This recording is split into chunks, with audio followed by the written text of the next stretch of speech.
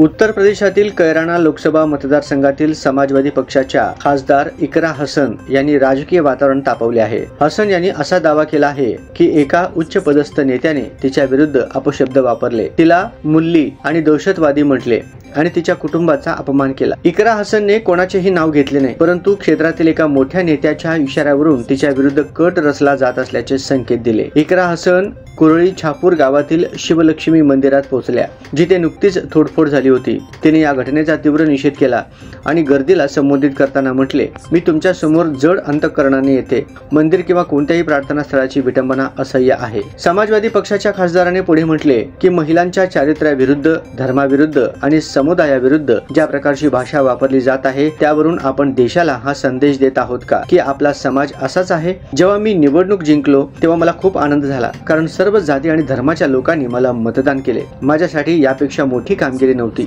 माझ्या क्षेत्रातील ज्या मुलींनी मला पुढे जायचे आहे असे सांगितले होते, त्या सर्व मुलींना हे ऐकून धक्का बसेल।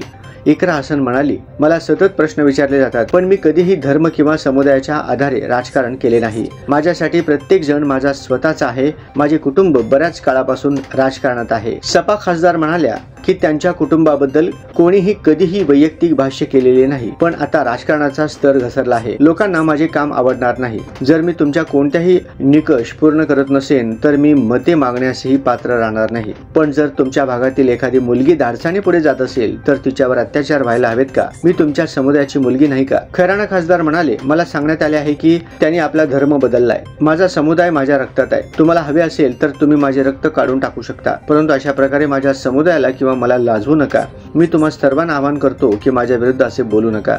ती पुढे म्हणाली, मुस्लिमांविषयी बोलणे माझ्यासाठी खूप सोपे आहे। यासाठी मला कुठेही जाण्याची गरज नाही। हिंदू आणि मुस्लिम सर्वजण हे करत आहेत, ते खूप सोपे आहे, पण मला हे करायचे नाही। तुम्ही सर्व माझे स्वतःचे आहात। ज्यांना आजकाल महापुरुषांची पदवी दिली जात आहे ते महापुरुष नाहीत, ते समाजात फूट पाडत आहेत आणि हिंदू मुस्लिम वाद निर्माण करत आहेत।